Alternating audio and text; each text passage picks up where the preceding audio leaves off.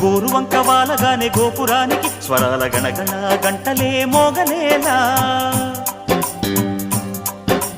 గోపబాలుడొచ్చినాక గోకులానికి పెదాల కిలకిల పువ్వులే పుట్టలేదా